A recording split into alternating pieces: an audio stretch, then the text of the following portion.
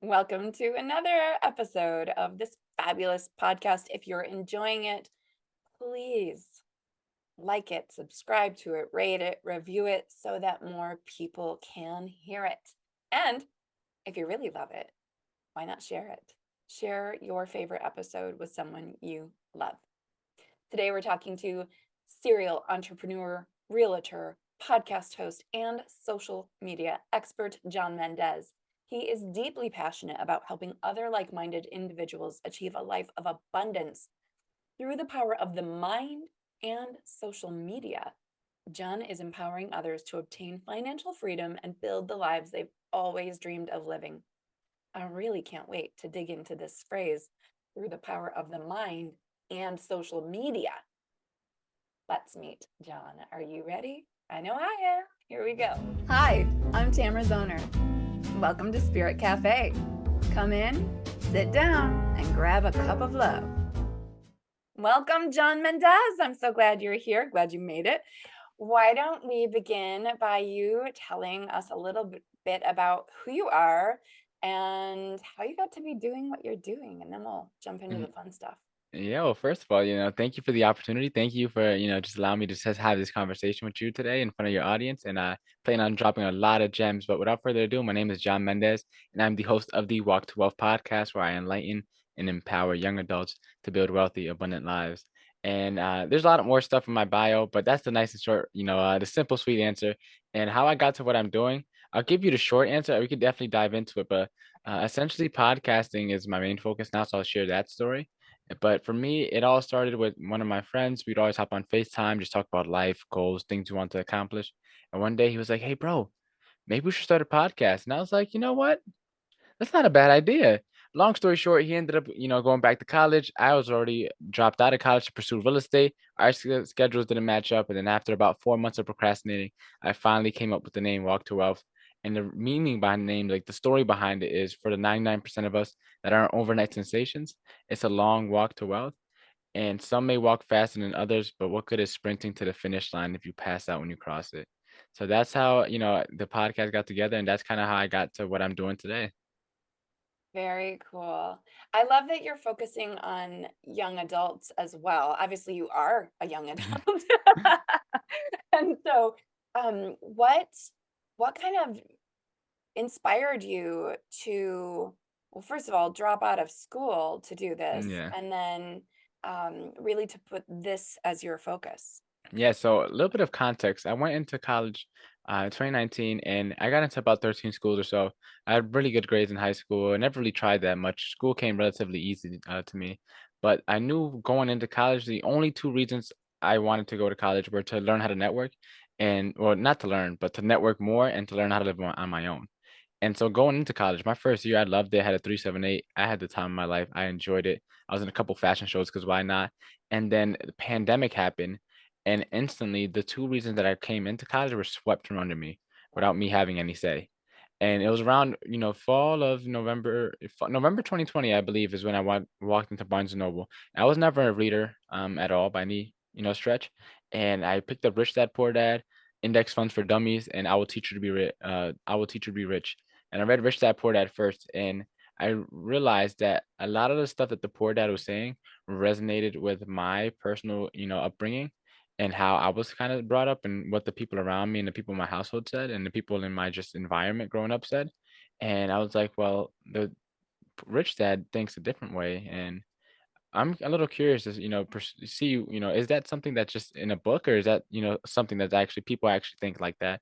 So kind of, it sparked the entrepreneurial bug in me. I always say I was never the, born entrepreneur. I didn't have the paper route or the lemonade stand. I wasn't selling candy at school, right?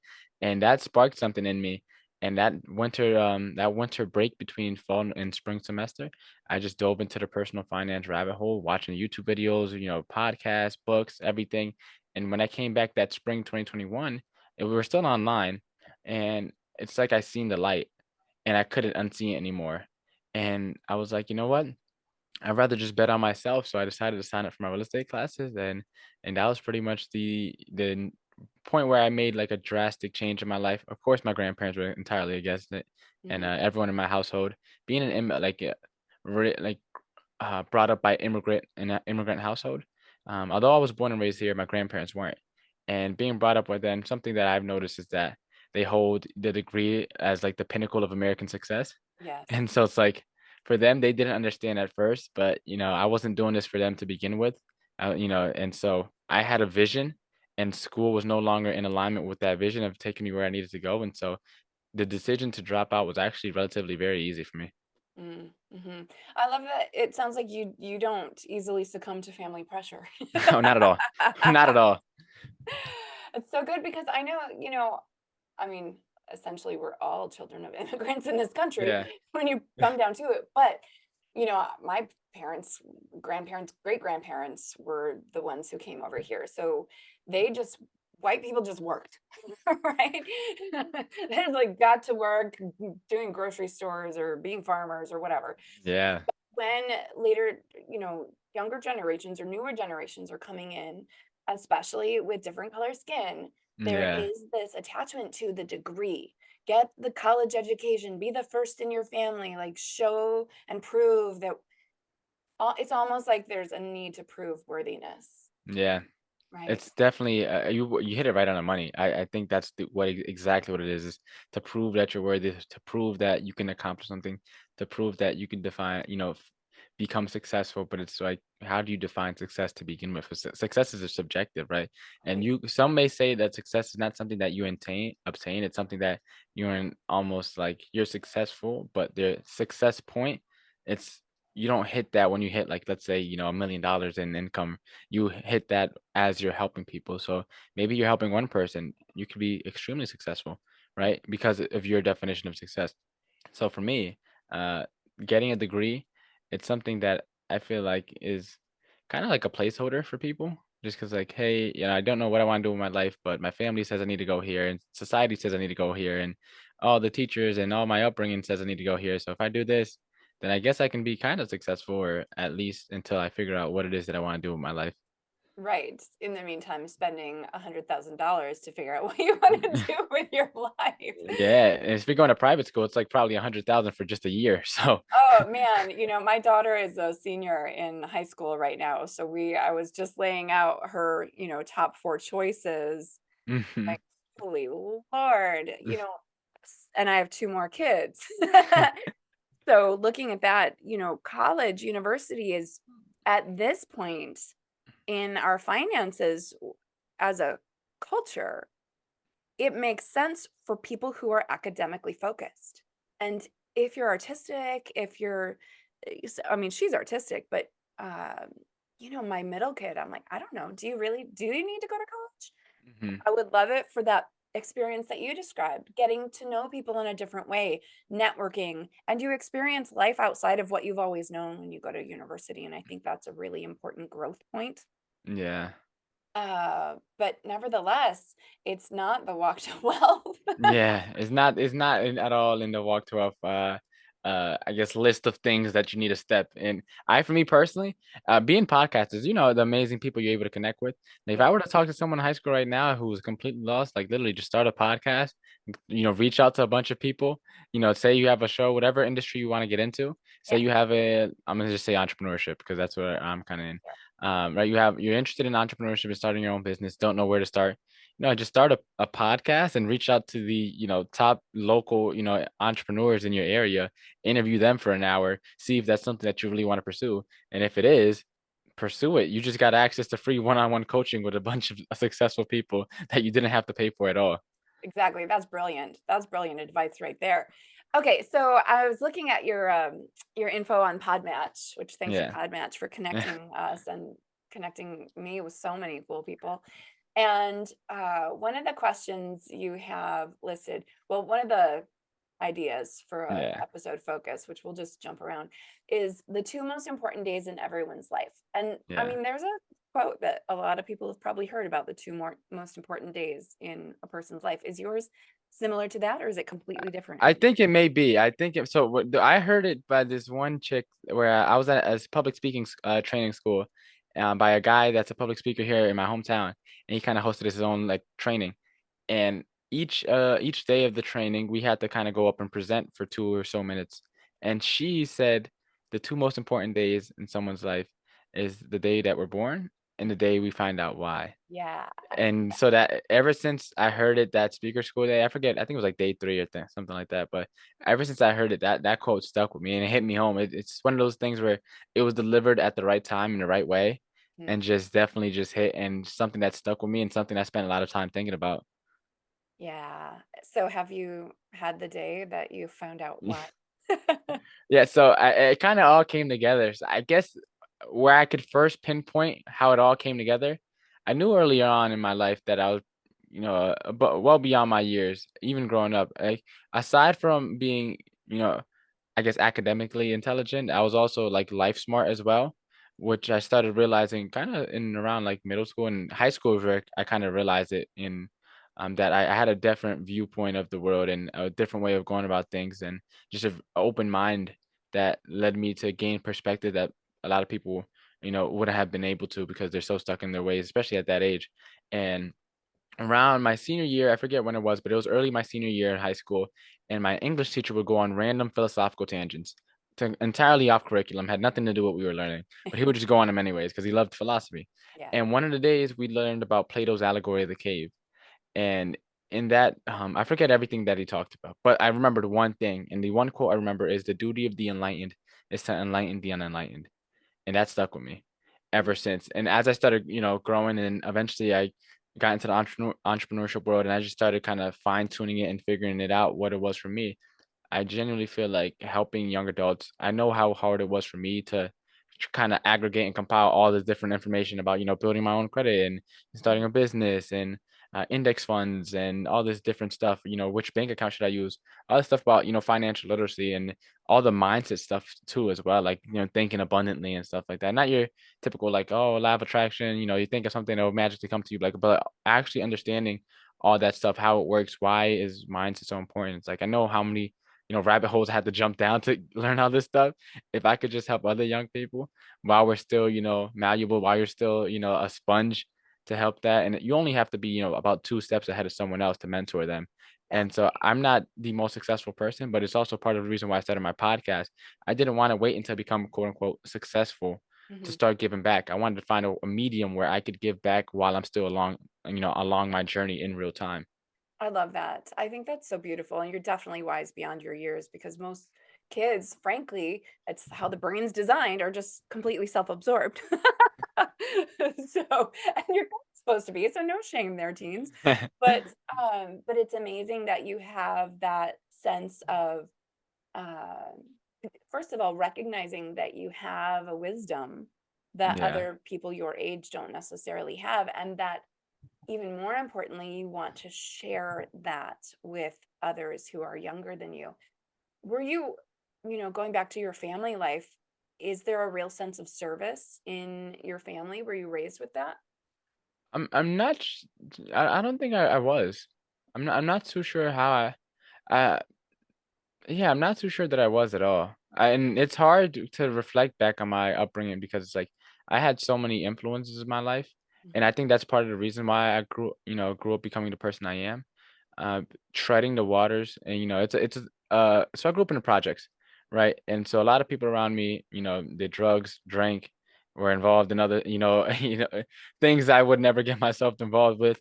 And I'm not just saying that because of the podcast, but genuinely would never get myself involved with.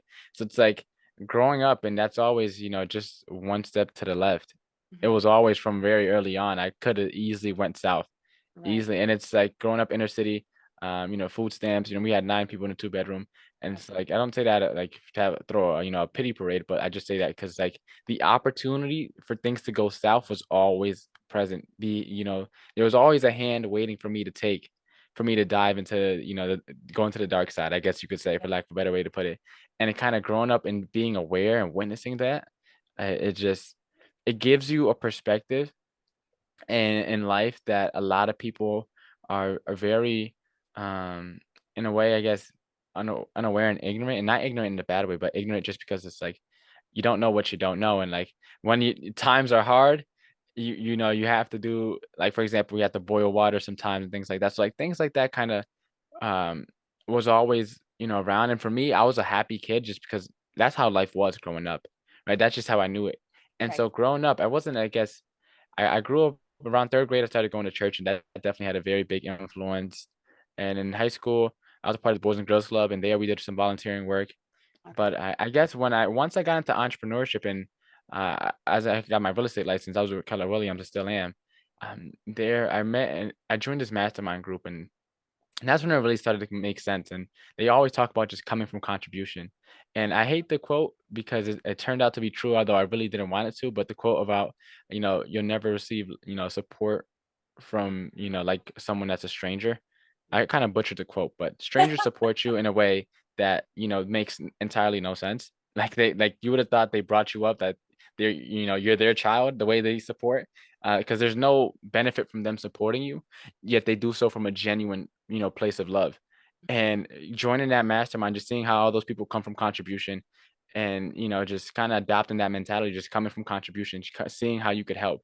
And I just literally had a class yesterday I taught on social media, um, and I had a almost 300 signups, like 130 people on a live, a bunch of realtors. And that's not something that I do as a business. I just know social media from wearing my own hats. But it's like I went back yesterday and read the comments, and I was presenting the whole time, so I couldn't look at the chat while I was on Zoom. But just the gratitude that these people have. And they always jokingly say, like, hey John, remember us little people, when you get big. And it's like, for me, I personally don't like to joke, because like if they understood how much they truly meant to me and how much they helped me in my journey, they would know that I could never forget them. Oh, wow. Wow. So since you mentioned the social media, I mean, you mentioned that in Yeah. your stuff too. So is it a funny story or what is It's like, so literally around this time last year, I made a quick Facebook post. As I said, I'm in that mastermind, usually 6:30 to 7 a.m. And I don't attend it anymore just because real estate isn't my main focus. Mainly I'm growing my podcast is. But I used to hop on a call, and I'm always in the gym at that time. And one day they were talking about social media.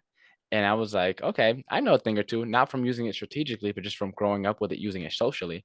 Sure. And so I dropped five, simple tips. I forget what they were, but it was five, at least simple to what I thought simple was. As I said, I wasn't a ninja marketer back then, and I'm still learning right now, so I wouldn't consider myself a ninja marketer, but I do know a thing or two. And so they literally was like, John, this is amazing. Do you mind teaching a class on this? And instead of saying yes, of course, I was like, I never taught a class before. And so, luckily for me, fortunately for me, I should say, she responded back, that one of the hosts of the call, she was like, John, tell us when you want it scheduled. And at that point, I couldn't tell her no twice. So I I decided to, get it together. And I probably spent more time learning how to send out the invites using MailChimps so that Yeah. everyone could have the Zoom link than I actually spent preparing for the class. So I had a lot of kinks that I had to work out, but it ended up coming together. I had close to, I think, like 440 signups for that class. Oh, And then after I did a couple more classes, they went really well. And then around October, I tried to turn that into a marketing agency where I was offering content creation services. mhm. But then after doing content for my first and only client, I was like, I already do content for myself. I'm not doing this for other people. So I decided to let that go. But I just taught a class again, literally yesterday from the day we're recording, kind of out of, because as I said, I'm still in touch with a lot of people in that group, and we share often, things that we do. Tell me something good, and Okay. I shared about how I was using Chat GPT and artificial intelligence kind of to leverage on my time, Mhm. and they were looking at me as if I had three heads, and so I jokingly said, "Hey, should I teach a master class on this?" And they were all like, "Yes, yes, yes, yes, yes, yes, yes," and so I ended up doing so, which is why I taught the class yesterday. It wasn't something that, I planned on turning into. I did plan on turning into a business, but then I did, and then I figured out that's not what I wanted to do. So I started focusing on the podcast, but then now it's like, okay, let me just do this one class, just because I know a little bit, I know a thing or two, and they don't know anything about this. So that's kind of how I got into like the social media marketing world. And last year I was posting like a bunch of reels. When I was focused still on real estate, I was posting almost a reel a day. There's a point with my podcast, I was posting close to like 3 reels a day. I was Wow. just posting content after content. But then after a while, it's like it wasn't leading to downloads or anything. So I was just like, let me just put the brakes on this for a little bit, refocus up, because I was trying to do all that stuff at the same time with the podcasting, the real estate, I still have a side job at the restaurant, social media stuff, all at the same time. And I'm just like, yeah, I'm young, I'm hungry, I can do everything. And it's like, I can do everything, just not at the same time. And Right. so now like my only focus is on growing my show and just helping out, other people, close to my age, get on the right track. Nice. That's a really important lesson to learn young because a lot of people don't learn that they can't do everything all at once until they have a massive burnout and are basically are forced to slow down because physically they can't keep going. So to learn that now and to learn how to, kind of pace your life and put your attention on what matters the most to you, which sounds like is your podcast, Yeah. that is huge. So when I talk about putting your attention on what matters most, I often use the word passion. So, Yeah. choosing in favor of your passions. And this is the one question I wrote down because when I saw it on your, like, here are some great questions you could ask me, I thought, ooh, we could have a fun conversation about this because so I actually teach something called the passion test, which can be misconstrued. And there are multiple ways people can learn about all the ways that I teach that. But you and then there's this other really famous guy in personal development that happens to talk about find your why. I don't Yeah. know if you've heard of Simon Sinek at all. Of Uh, course, of course. of course you have. And so your question that you put in as something to talk about is how does your passion and your why lead you astray? Yeah. So let's tell me, how does it? Let's talk about this. I'm So excited. let's start off with the word passion, right? Okay. Just for a little bit of context, right? Us as humans, we tend to give our own spin on a lot of things, whether it's the way we dress, the way we present ourselves, the way we speak, the way we dance, whatever it may be. We tend to put our own spin on a lot of different things. And one of the things that we tend to put our spin on is words. We tend to use words in ways that make sense to whatever we're saying. And so one of the words that people put a lot of spin on is passion, right? Ask 10 different people, what's your passion? What is a passion? How do you find it? They'll give you 10 different answers. But if you look at the Oxford definition of the word passion, it's a barely controllable emotion, right?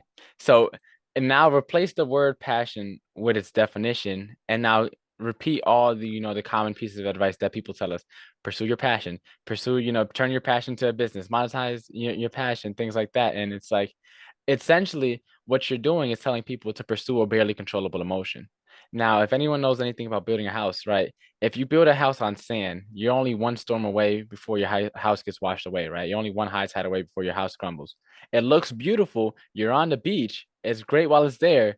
But overnight, that house can be gone in a second. And that's kind of like your passion, right? Your passion, it'll come and go. It's something that you're not in control in, something you might not even be able to explain. And it's not bad to have passions. It's just bad to have that be the thing that orients you, like the North Star that orients you, right? You're supposed to leverage it to find your purpose, right? And then as for your why, if you ask someone what's their why, I guarantee you 9 times out of 10, they'll list someone else other than themselves, right? It's going to be their kids, my dog, my teacher that in third grade that said I can make it in life. It might be my college professor who said I couldn't make it in life and I had to prove him wrong. My grandparents, my parents, my godmother, my step, child, whatever. There's so many different reasons. The reason I love, the example I love to use is for kids, right? A lot of people say, oh, my why is my kids. Well, then your kids turn 22 and they leave the nest, and now they're completely self-sufficient. Now your entire why for your entire life just flew right out the window overnight. Now you have an identity crisis. Now you don't know how to orient yourself. Now you don't know what to do with yourself because the sole thing that you're doing everything for no longer needs you, and they're on their own. So it's like the reason where your why can lead you astray is because a lot of the time it's not ourselves, and we put others before us at the expense of ourselves, where we need to put ourselves first in all situations so that we can help others best, because we're not showing up as our best self and we're not properly taking care of ourselves, we'll never be able to show up as, the best dad or the best mom or the best significant other, the best partner, whatever, the best athlete, the best employee, the best business owner, right? Because we constantly have all these other things before us. So we have to have ourselves.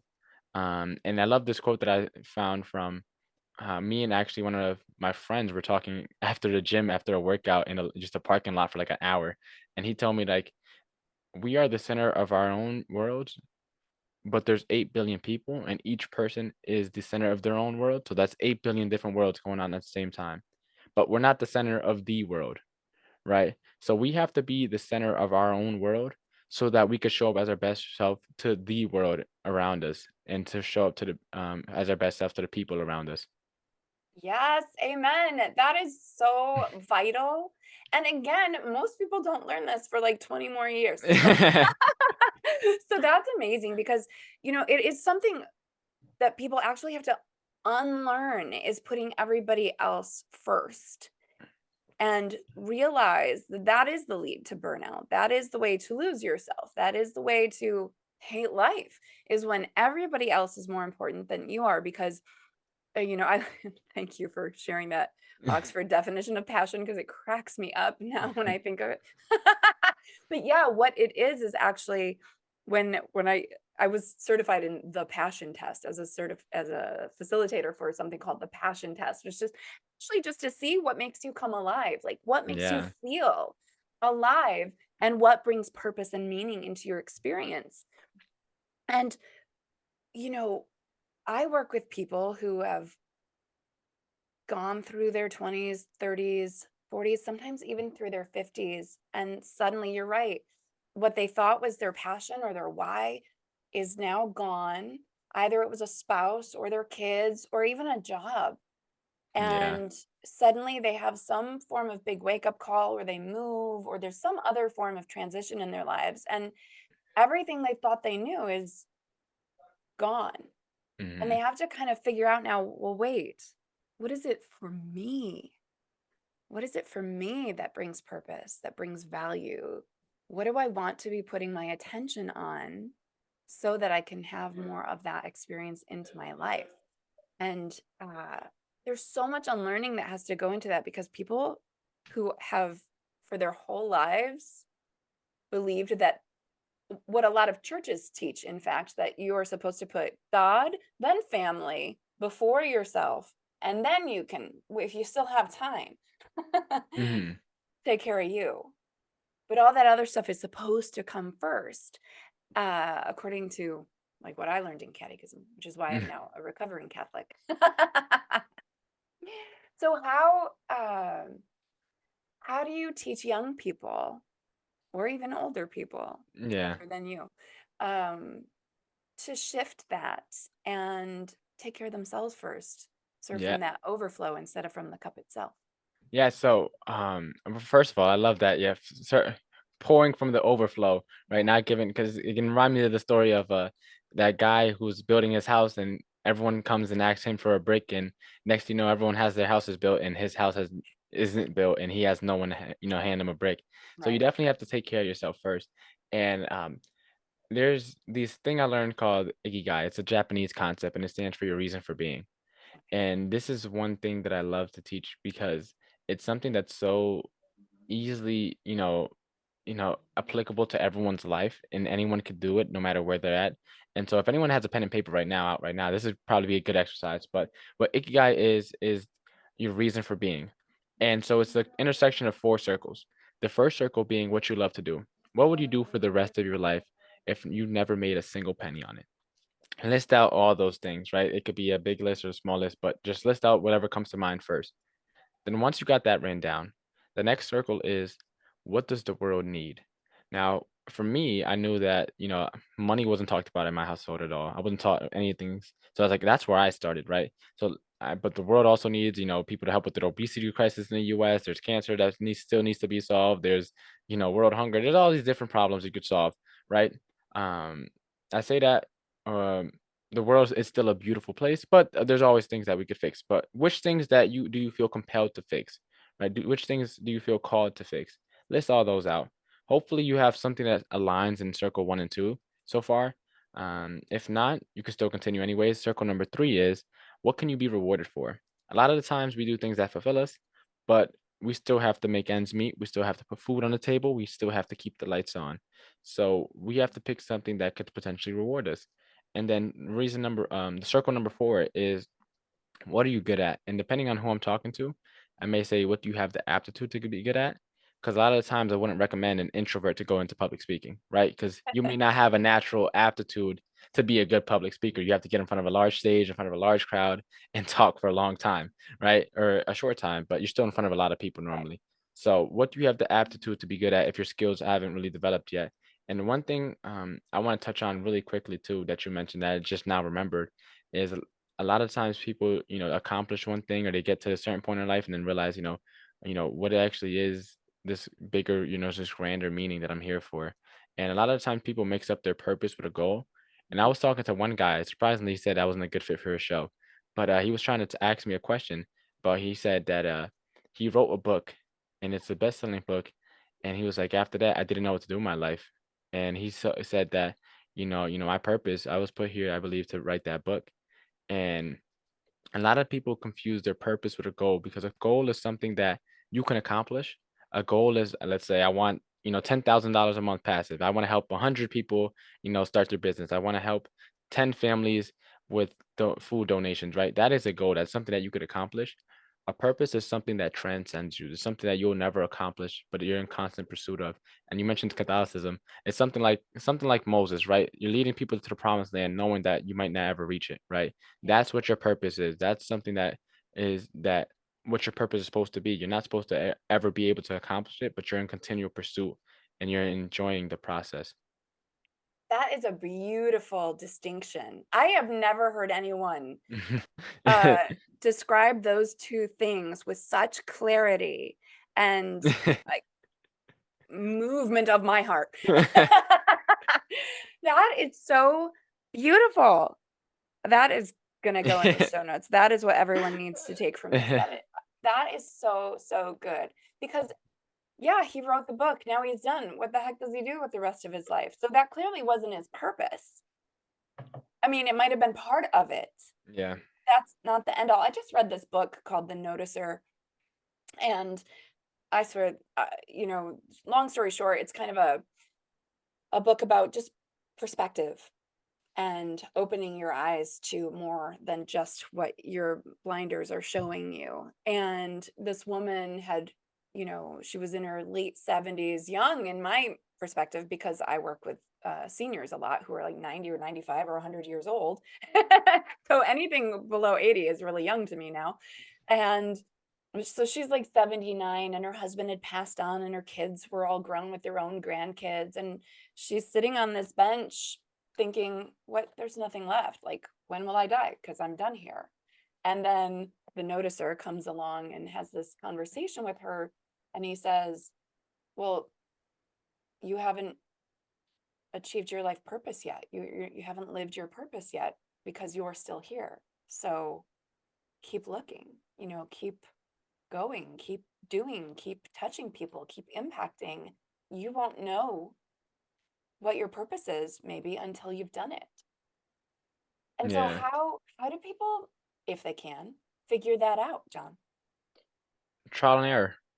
Start crossing things off. It's how I kinda grew up. I never knew what I wanted to do. I never knew that, I never really had, as I said, a role model to look after and model after. Mhm. But as I come across so many people, and I mentioned being open-minded, one of the beautiful things about being open-minded is that you could see someone at face value and you could take the traits that you like and try to implement them in your life and leave out the traits that you don't like. And it's the same way with, trying stuff out, to find your purpose. As I said, the Ikigai little exercise, that's definitely a great start. Just start with that list. But if you cross out everything, well, do another list, right? And just keep on trying things until you find out. But self-reflection, knowing yourself, being in tune with, what you truly enjoy doing. A lot of times we get into survival mode and we're just especially, it only takes like one or two things for life, curveballs for life to hit you. And now you're strapped for cash, you're working three jobs, you don't have no time for yourself, right? And so you could very easily lose who you are being stuck just trying to make ends meet. But taking some time to reflect, remember who you were, uncover the kid that you have trapped inside you, right? That the society tends to cage away. That kid who had, the infinite imagination where anything was possible. A lot of times our purpose is who we were as a kid that, and just finding our inner selves that, that we used to be and trying to peel back the onion of all the trauma, indoctrination, societal pressures, whatever it is that you've probably gone through, but trying to peel back the onion of all those things to uncover, who you once were is probably another good way to find what it is that you're supposed to do. It is. That's beautiful. I often ask people the simple question of what makes you feel alive? What, Hmm. and maybe most likely when I'm working with them, it's something long forgotten, Hmm. like dancing or Yeah. singing or watching birds fly through the trees, or laying on the grass and watching the clouds, or Yeah. laughter. People, as they get older, especially as they move into more adult responsibilities, like being in a relationship or parenting, tend to not even have the time or the energy to dig into those things that make them come alive. And what it's so important to remember is that it's continually tapping into those things that make us come alive, that make us better partners, better parents, better employees, better business owners. Because when we're living with joy and purpose, maybe passion once in a while, then life is more fulfilling, and we are the service that we're providing in life to those people that we love or care about is of higher quality. Yeah. I couldn't do what I do, and you couldn't touch people the way that you're touching them if we were just rushing from thing to thing and clouded over with all the to-dos instead Yeah. of the to-bes. Like, Yeah. being who we are and sharing that with the world is purposeful. Yeah, and I love this quote that I heard. And so music is one of the things that definitely helped me out growing up. It's where I always had quotes to pull out, and one quote that I love that's in this topic is, "Right now I'm not living, I'm just breathing." So many people are on that conveyor belt of life, just breathing, wait until they, kick the bucket, and not too many people get to experience, living, truly living. And so the second day that we talked about earlier is lived by very few. Mm. Mhm. Yeah. Wow. You're deep for a young guy. I love it. Where are you based, by the way? I'm based out of Connecticut. I'm in Stanford, so like about 45-ish minutes or so from the city. I always use the city as a reference point because no one tends to know Connecticut geography. Yeah, that is true. Well, if you ever get to the Detroit area, look me up because it would be cool to hang out with you. Um, Definitely. yeah, you are fun and wise, and I'm really, really glad that you threw your hat into the Spirit Cafe ring. So, if people want to follow your podcast or follow you on social media or even work with you, I don't know if you do Yeah. work with people directly. How do we find you? Where do you show up? Yes, so if you want, if first of all, thank you again for the opportunity. Yeah. First of all, genuinely enjoy this conversation. You mentioned going deep before we hit record, and I feel like you definitely asked the right question. I definitely, I feel like I came up with some good stuff. The Moses example I never used before, so I feel like you asked some good questions. Really brought the best out of me. So if anyone found any value in this episode, the best way to connect with me, and if you go to www.walktowealth.com, and that's two with a number two, so walk2wealth.com. That's where you can find the podcast. That's where you connect with me at. I'm still figuring out this entrepreneurship world as we speak. I love talking about purpose. I love deep conversations. And it's something that I spend a lot about time about thinking. And there's this one quote that I'll leave you with, and it's, the reason I see further than most is because I'm standing on the shoulders of giants.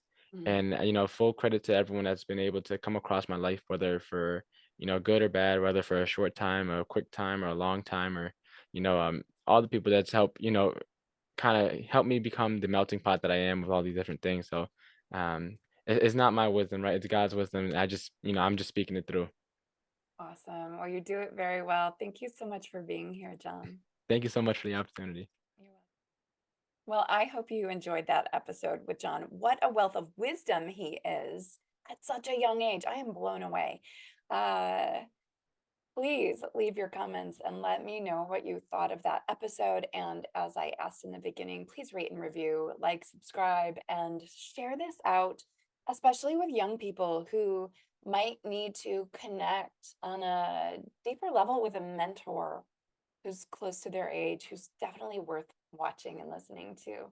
I loved my time with John. I'm super happy that I said yes to converse with him. And I hope that you're thrilled that you took the time to listen or watch. Thank you for being here. And I look forward to talking to you again next week.